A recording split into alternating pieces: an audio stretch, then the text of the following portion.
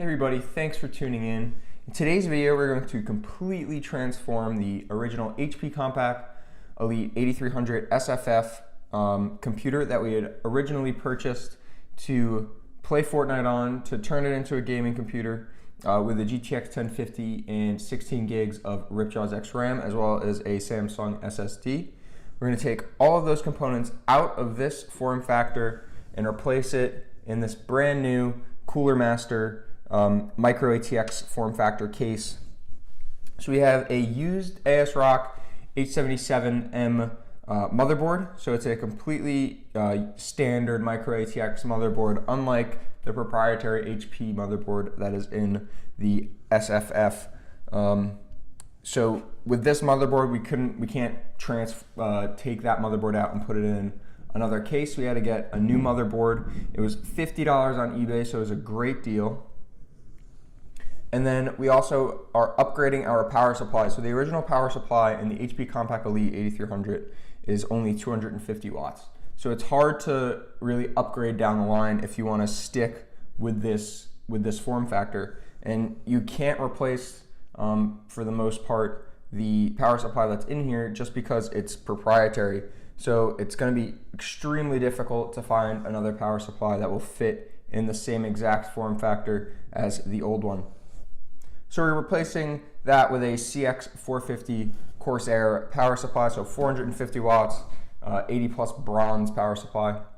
So this new motherboard, the new power supply, we are then going to replace the CPU cooler with this brand new Cooler Master G100M low profile CPU cooler. So it's capable of dissipating 130 watts of heat, which our CPU, being that it's only an i7-3770, not a K variant, it can only probably go up to a max of like 95 watts. In the old system, it was producing about like 60 watts at full load. So that'll be plenty of heat dissipation. We also have a couple of up here just regular LED fans. So we're going to LED out the case a little bit. So the CPU cooler has LED capabilities, and then we just got some blue LED fans.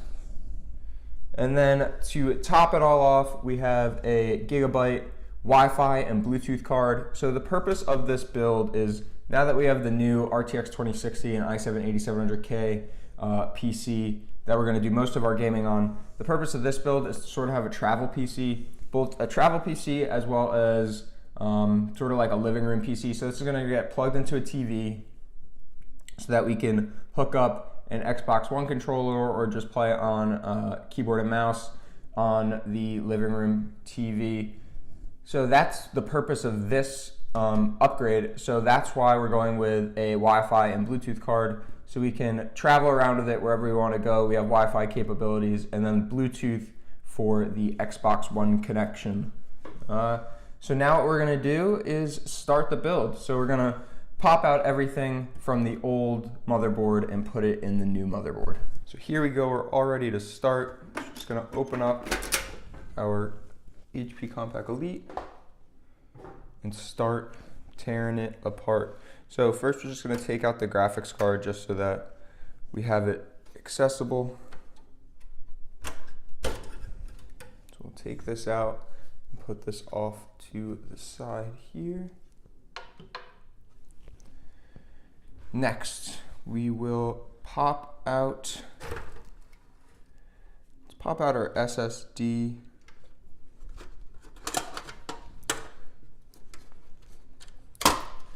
Got our SSD popped out. We'll pop out our RAM sticks.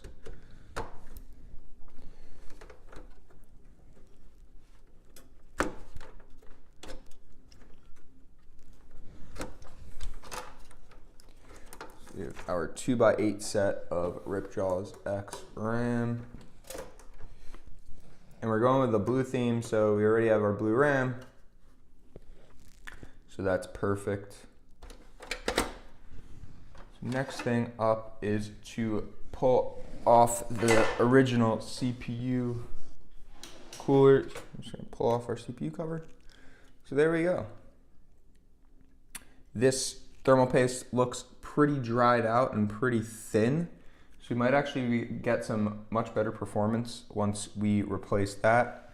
So I'm gonna grab some alcohol, and we're gonna clean off our CPU.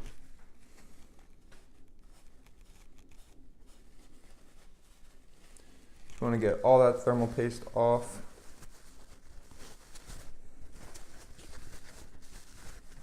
So that we can have a clean application with our new CPU cooler.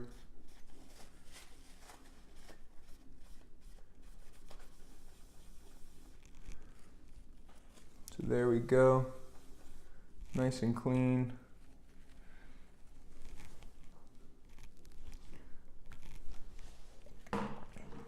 And now we're just gonna pop out the CPU. So all we have to do is pop up the pin, pull back on the socket cover, and pull out our CPU.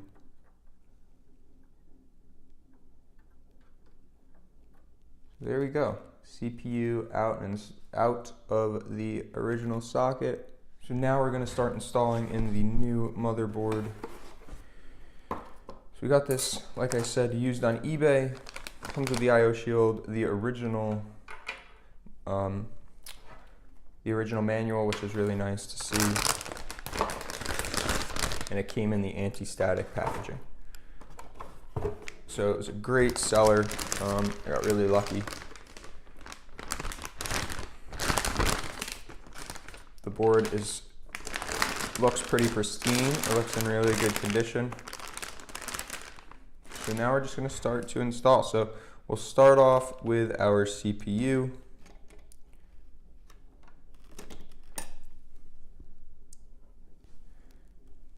So we're just going to line up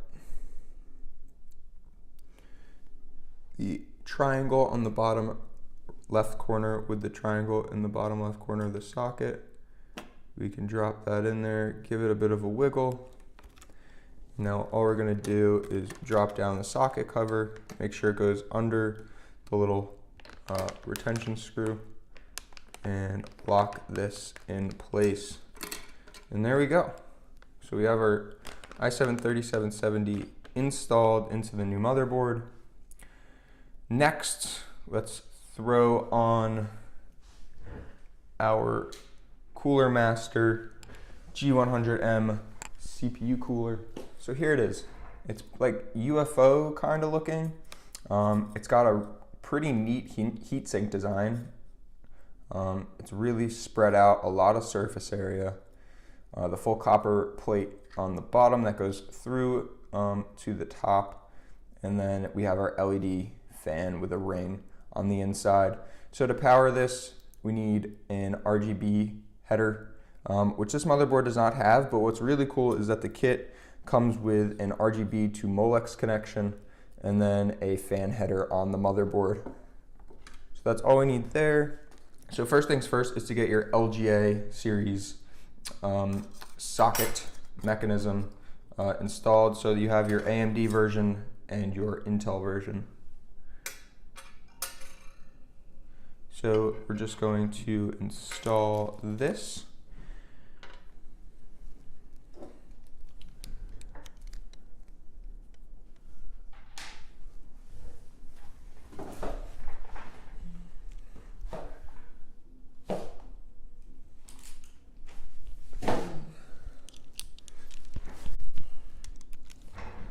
So to install this, all it is one screw.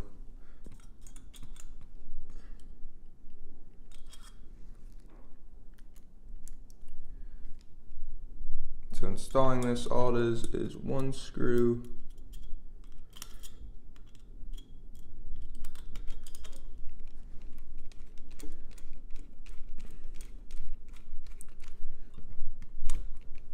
And that holds that one in place, and then we just need to install our second one.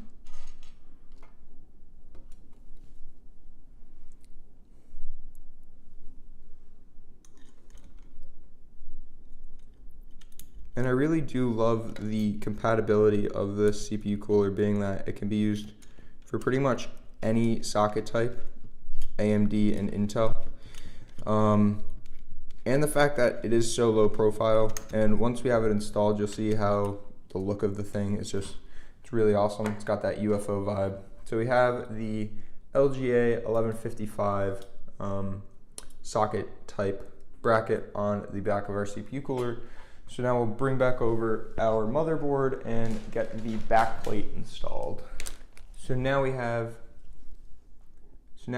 our 1151 position in place on our back plate. So we have our standoffs in the middle slot on the back of the back plate, and now we can install the back plate onto the back of the motherboard.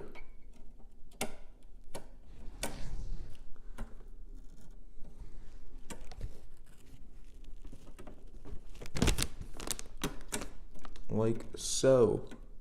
There we have our back plate installed, and now we can screw in our standoffs. There we go. Let's first see how this is going to work with our RAM. We might need to install our RAM prior to CPU install, or prior to the cooler going in. And it looks like that is the case. So first I'm going to install our RAM and then install the CPU cooler. So here we have our G.Skill Ripjaws X RAM.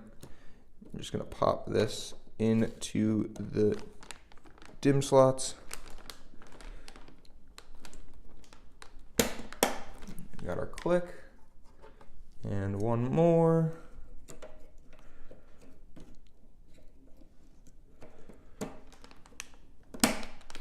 Now we're just going to apply our Thermal Grizzly Cryonaut. We're just going to do the P method, so about a P size dot.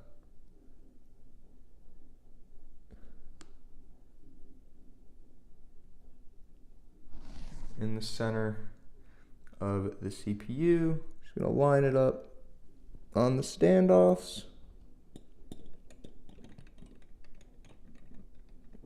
Drop it down.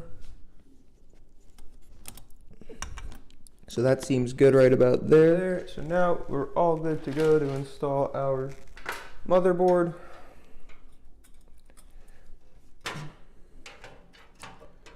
You just want to line it up with our back I/O. And there we go. Our motherboard is now installed. So here is our RGB connector for our CPU cooler. All we have to do is plug this guy in to our RGB header that comes with the CPU cooler kit. So this is how you control the lights and the pattern that the lights display, and it's powered by your Molex connector. So now as you can see, we have our USB 3 in, all our front I/O, so power reset, and LEDs, and then our HD audio plugged in here at the top, the back panel. So here we go. So we have this taken out so that we can now install our GTX 1050. So we're just going to, we're gonna let the HD audio stay where it is, and we'll let the graphics card run over top. So we're all lined up.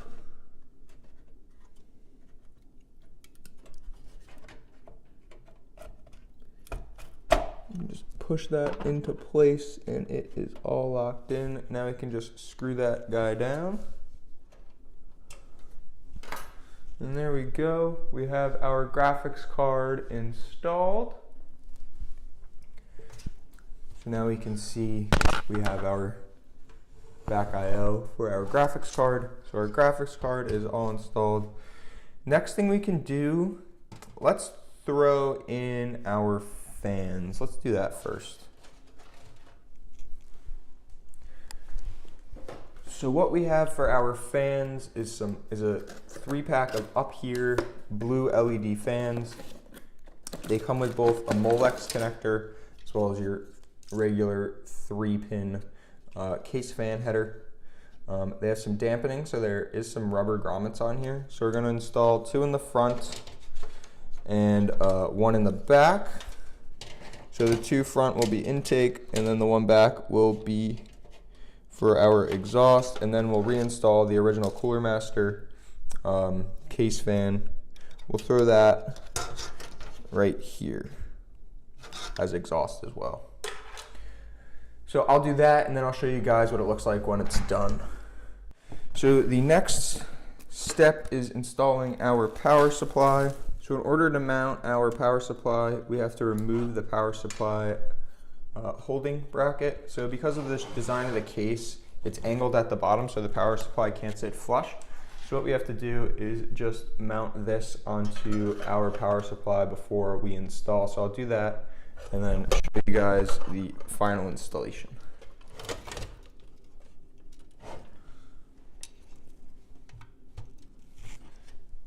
And now we can screw this back in. So our power supply is now installed, so now we just have to figure out what kind of runs we want to make with our wires. So our cable management has been done as best as I can really do it for the time being, and I think it's good enough. So all that's left is the SSD. So for that, I already took it out of the case. All the SSD does is sit right here. We just need to, or sit right here. All we have to do is install some grommets onto the bottom of the SSD.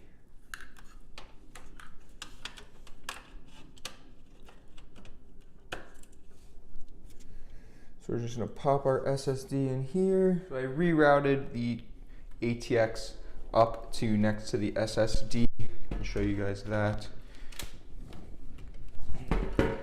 So I just rerouted it down here, up, and then out next to the SSD.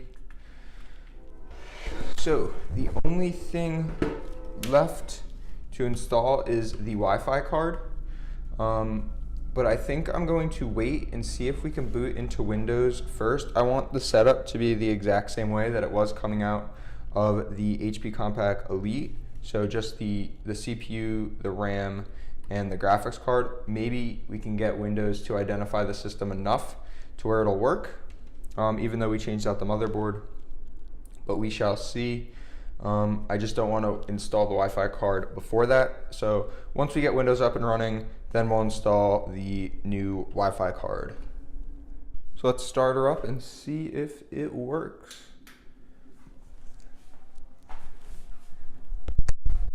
Here we go, we started up. Nice. Let's see if we can boot into Windows.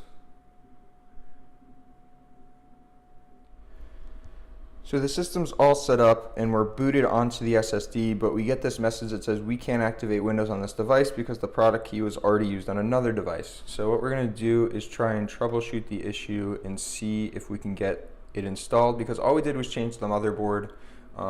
All the other hardware is the same, so we'll try to see if we can get this downloaded. So what I clicked there was I recently did some hardware changes on this desktop. So that is the device I am using. So let's activate and see if we can reactivate Windows. And it says unable to activate Windows. So what we're going to do is call Microsoft and see if we can get a new PIN. So we called the Windows toll-free number and we have Windows 10 Pro now activated again. So we're all set. Windows 10 Pro is activated on the computer. Now it's time to install the Wi-Fi card. So that's going to go in the bottom PCIe slot. So our Wi-Fi card is here, comes in the anti-static bag. And here we are. So it's a Gigabyte Wi-Fi card. It's Wi-Fi and Bluetooth. The Bluetooth comes from a USB 2.0 header. And so this is just going to go right into this slot. So we just have to knock out that bottom bracket. So now we can install the Wi-Fi card. So it's just going to sit right in here, like so. Drop that down. And we can pop this in place. So that is now in there. So we have the USB in there, so that will control the Bluetooth function. And then all that's left is to just hook up the Wi-Fi antenna to the back. So this acts as your Wi-Fi and your Bluetooth antenna. So now we have the acrylic cover on, and we're gonna do the famous peel of the plastic. Boy, does that feel good.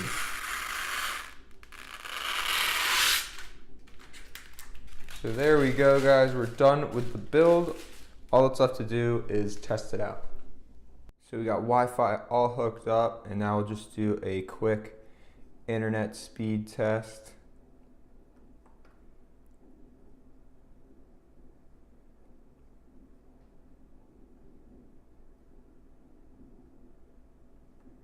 So there you go, we're hitting like 330 megabits per second, 300 megabits per second.